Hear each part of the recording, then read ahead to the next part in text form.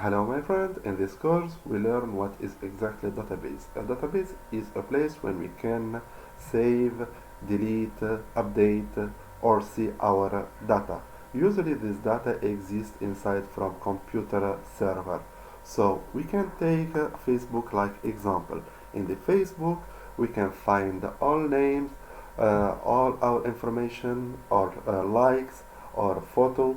So all this information we can find or come from a database.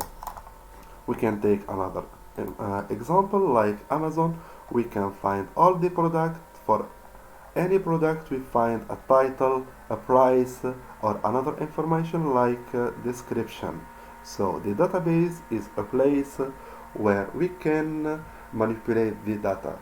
So finally, thanks my friend and join me to the next video.